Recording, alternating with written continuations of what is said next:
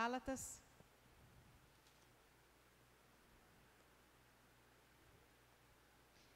capítulo 2, versículo 20. E à medida que você for encontrando, se coloque em pé em reverência à palavra de Deus. Gálatas 2, 20.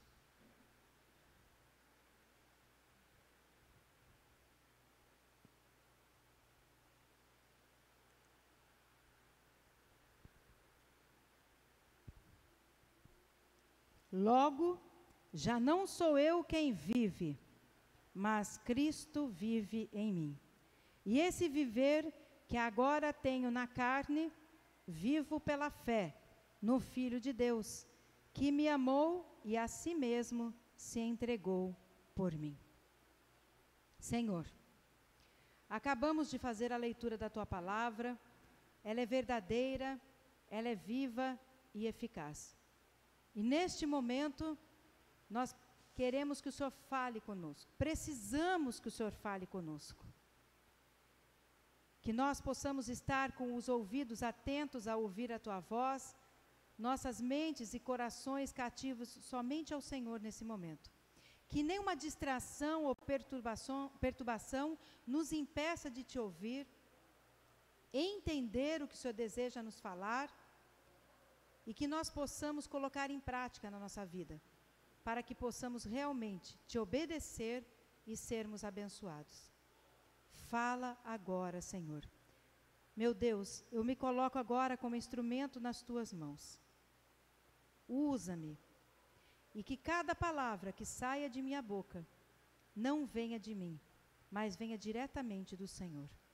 Usa-me e fala agora, em nome de Jesus. Amém. Podei vos assentar?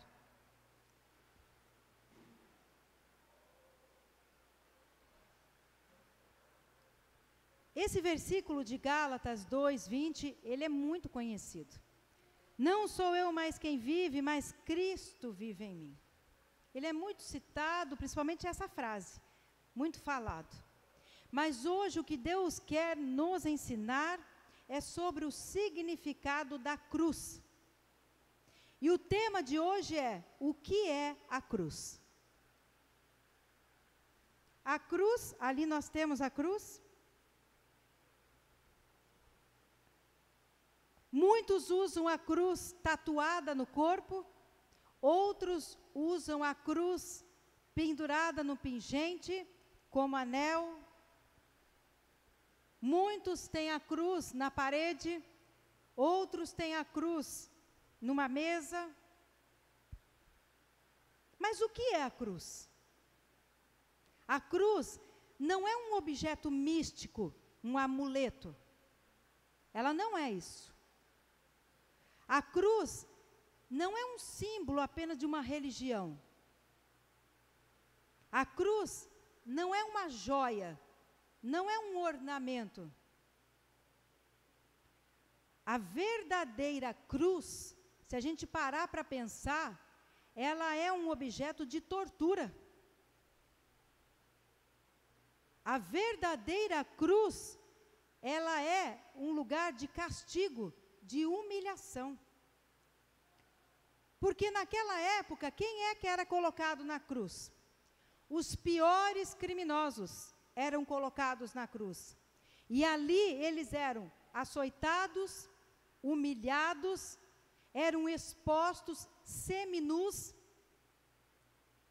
Então a pessoa que estava na cruz passava por muita dor, por muito sofrimento, por muita humilhação, até chegar a hora da morte, porque só saía dali morto.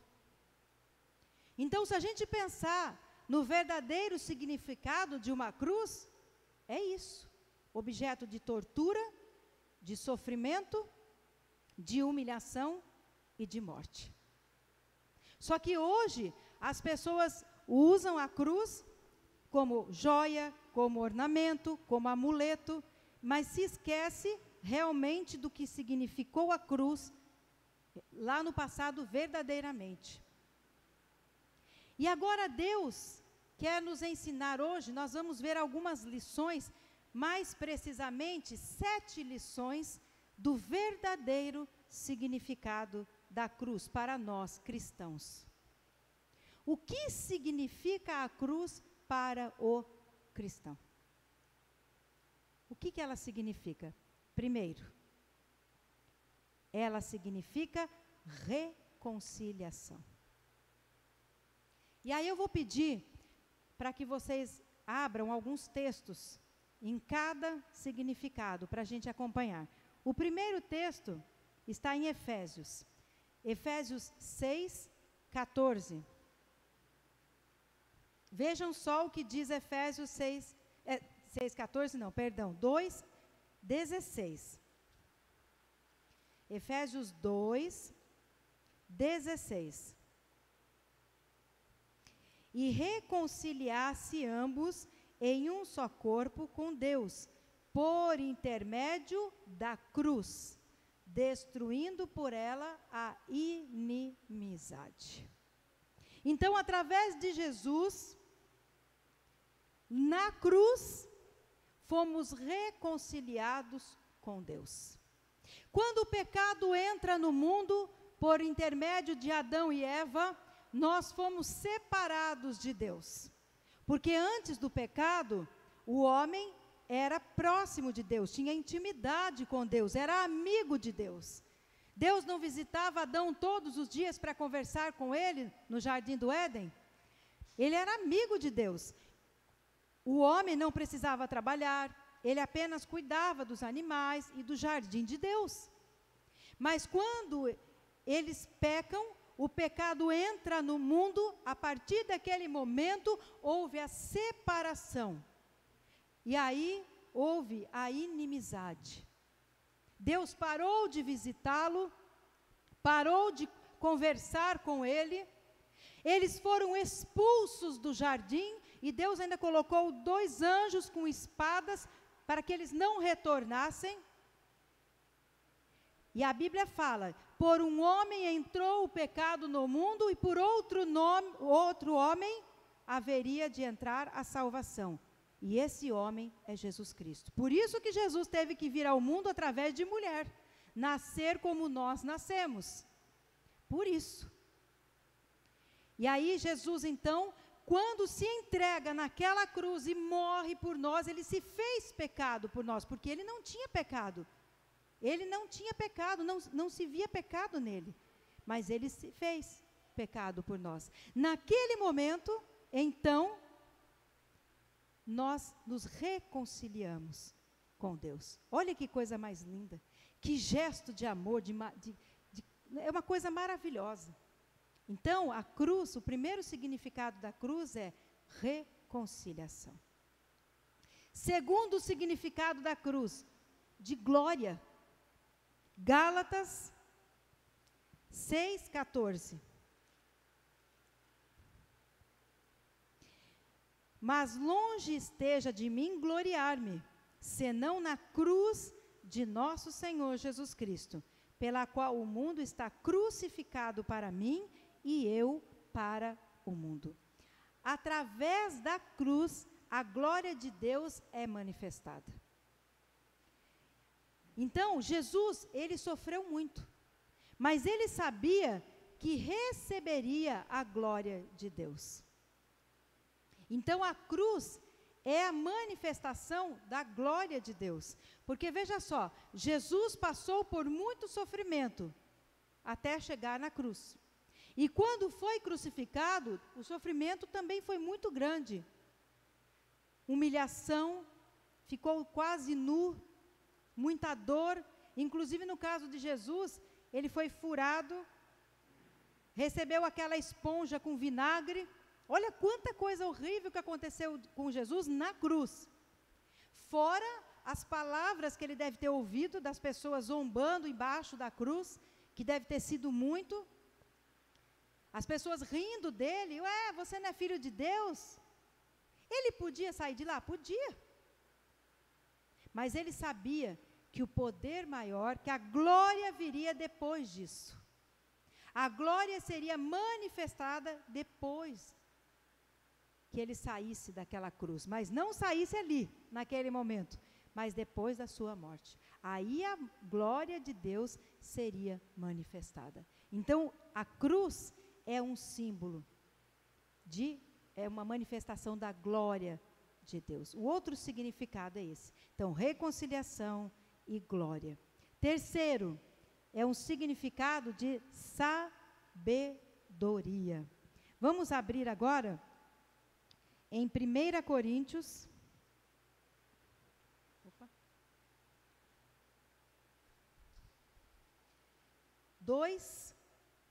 2.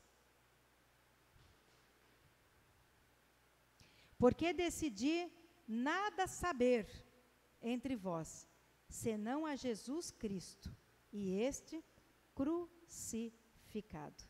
Então, a cruz, ela revela a sabedoria de Deus. Na cruz, quando nós levamos a nossa cruz e aceitamos a vontade de Deus, nós nos tornamos mais sábios e mais espirituais.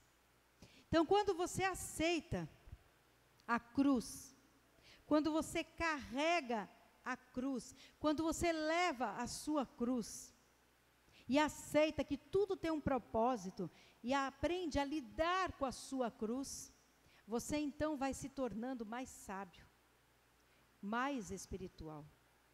No sofrimento, nós crescemos, nós amadurecemos. No sofrimento, nós nos aproximamos mais de Deus. E quando nós nos aproximamos mais de Deus, mais sábios e mais espirituais nós nos tornamos. Então, a cruz, ela demonstra sabedoria. Porque nós aprendemos com Deus. E todo conhecimento vem de Deus. Toda sabedoria vem do Senhor. Quarto, a cruz também significa pregação. Ainda em 1 Coríntios, no capítulo 1, no versículo 23. Mas nós pregamos a Cristo crucificado, escândalo para os judeus, loucura para os gentios.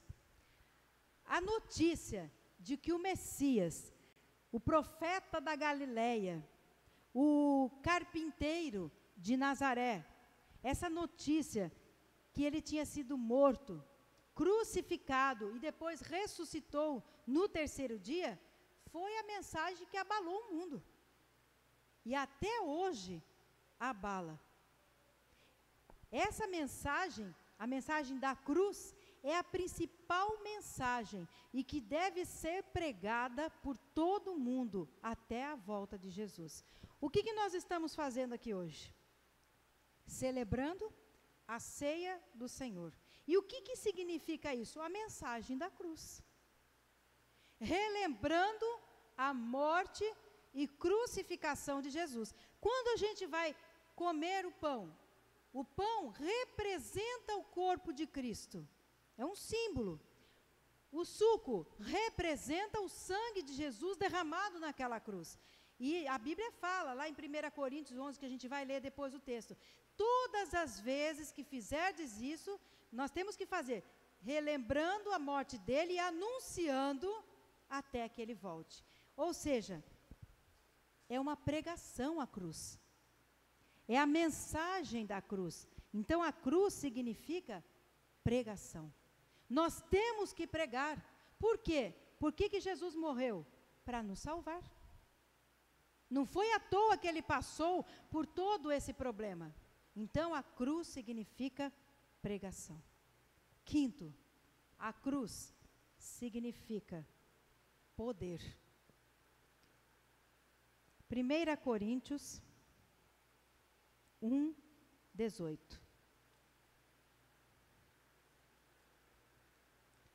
Certamente, a palavra da cruz é loucura para os que se perdem, mas para nós que somos salvos, poder de Deus. As pessoas, quando Jesus estava na cruz, muitos diziam assim para ele: se você é mesmo filho de Deus, então sai dessa cruz. O próprio ladrão, um dos ladrões disse: Ué, se o senhor é realmente quem diz que é, sai daí, salva o senhor e salva nós também. Ele podia fazer isso? Claro que ele podia. Ele tinha poder para isso? Claro que ele tinha. Mas Jesus sabia que se ele fizesse isso, não seriam cumpridos os propósitos de Deus para a humanidade. E outra coisa, Jesus também sabia que mesmo ele mostrando aquilo, o poder de Deus não seria tão grande manifestado no mundo como seria depois. Porque olha o que aconteceu depois. Sair daquela cruz, ele demonstraria o poder dele. Tudo bem. Mas ele sendo morto, enterrado, em uma tumba com uma pedra gigante que ninguém, humanamente falando, conseguiria mover sozinho. Precisariam de vários homens. E ela estava selada, para ninguém mexer nela. Aí, de repente, ela está, o lacre, a pedra está aberta lá, rompida, e já não estava mais o corpo de Jesus, só os lençóis ali. E ele aparece vivo. Isso é a demonstração maior de poder. E ele sabia isso, porque ele sabia que no terceiro dia ele iria voltar, ele iria ressuscitar. Então, a cruz demonstra poder. Por quê? Porque o poder seria manifestado depois, e não lá na cruz. Era necessário que ele morresse, fosse enterrado, para demonstrar o poder grandioso de Deus, trazendo um morto à vida após 3 dias de enterrado. Então a cruz demonstra o poder. Quanto mais fracos nós somos, mais fraco nós estamos, mais o poder de Deus se manifesta em nós. Mais o poder de Deus se manifesta em nós, porque mais nós buscamos a Deus. Quanto mais fraco nós estamos, mais nós nos aproximamos de Deus, mais nós nos achegamos nele, e a glória e o poder dele maior é a manifestação na nossa vida. Sexto, ela também mostra a conversão. Gálatas 5:24. E os que são de Cristo Jesus crucificaram a carne com as suas paixões e concupiscências. A cruz, ela serve para que nós possamos crucificar a nossa carne, deixar o nosso pecado. Aqueles que aceitam Jesus como Senhor e Salvador, creem que Ele morreu na cruz para nos salvar, também não têm prazer no mundo. Fogem do pecado, fogem de todos os prazeres carnais, os prazeres do mundo. Pode até ter vontade, mas fala, não sou deste mundo, estou apenas nele. E meu prazer não pode ser nas coisas do mundo. E vai resistir, não vai atrás, vai ter prazer nas coisas do Senhor.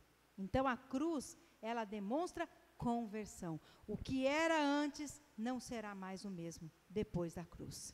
E último, ela mostra perdão. Aqui, você abre a Bíblia em Colossenses. Colossenses 2:14.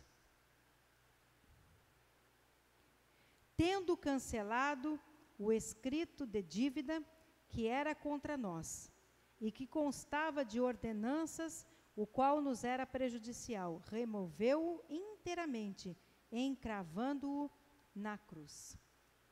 Esse gesto de Jesus na cruz, através dele, nós recebemos o perdão. Antigamente, as pessoas levavam os animaizinhos para serem sacrificados para o perdão dos pecados. Mas Jesus Cristo é o Cordeiro de Deus que tira o pecado do mundo. E Ele foi sacrificado. Ele derramou o sangue precioso. O animal antigamente que era levado para ser sacrificado não podia ter defeito.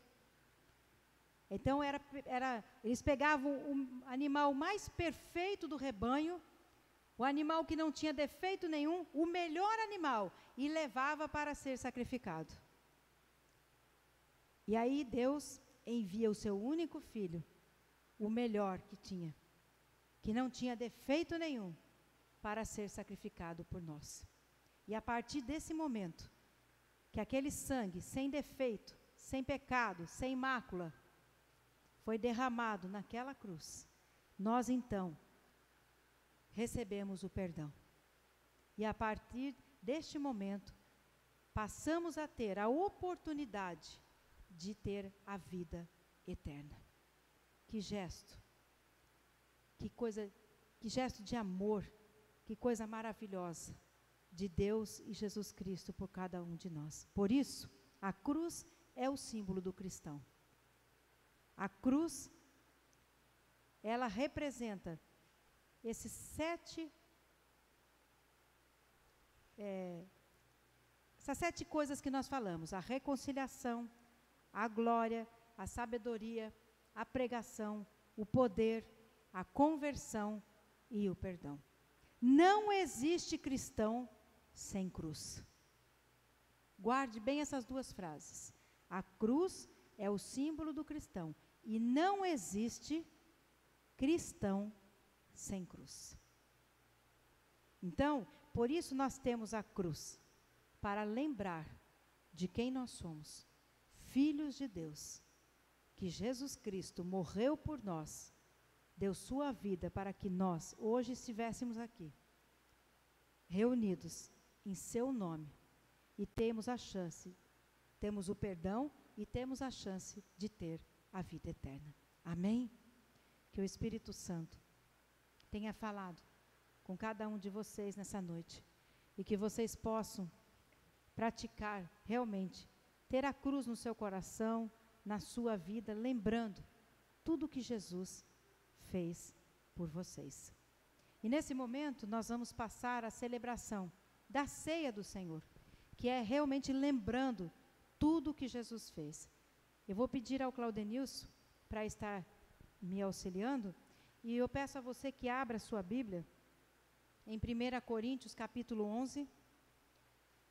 Nós vamos fazer a leitura dos versículos de 23 a 26. 1 Coríntios 11, 23 a 26.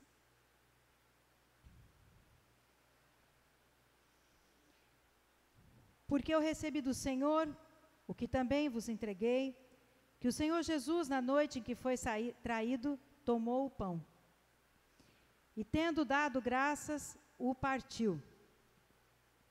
E disse: isto é o meu corpo, que é dado por vós. Fazei isto em memória de mim. Por semelhante modo, depois de haver ceado, tomou também o cálice, dizendo: este cálice é a nova aliança, no meu sangue. Fazei isso todas as vezes que o beberdes, em memória de mim. Porque todas as vezes que comerdes este pão e beberdes o cálice, anunciais a morte do Senhor, até que Ele venha. Então, neste momento, nós estaremos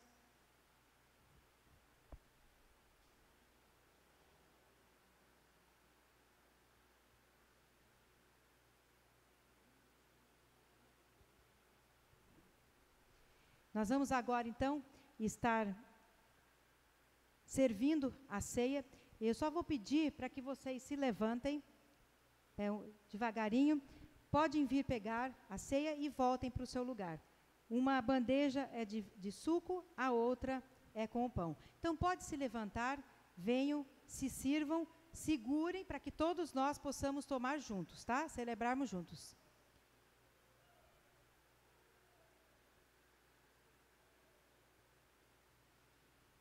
As crianças, cuidado para não derramarem o suquinho.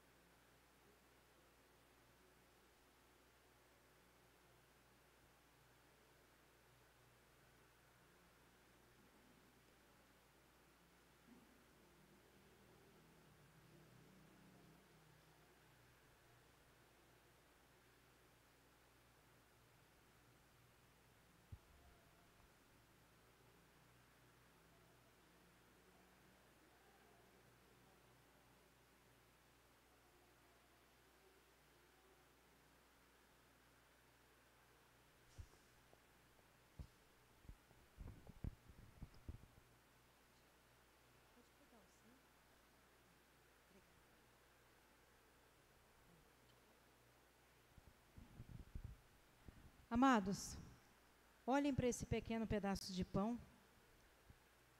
que encontra-se na sua mão e lembre-se do sacrifício de Jesus naquela cruz. Também esse suco de uva que está na mão de vocês, e lembre-se também do sangue precioso de Jesus derramado naquela cruz. Feche os teus olhos agora, vamos orar ao Senhor. Pai querido, Pai amado, estamos aqui reunidos como igreja para celebrar a ceia do Senhor. Primeiramente, queremos te agradecer pelo grande gesto de amor que o Senhor teve para conosco. Muito obrigada, Senhor. Pedimos que abençoe os elementos, o suco, o pão, e que ao comermos e bebermos, o Senhor nos abençoe. Também pedimos, ó Pai, que possamos a cada dia estarmos mais próximos e íntimos do Senhor e anunciando a morte do Senhor até que o Senhor volte, como diz a Tua palavra. Muito obrigada. Em nome de Jesus Cristo. Amém. Podem comer e beber em nome de Jesus.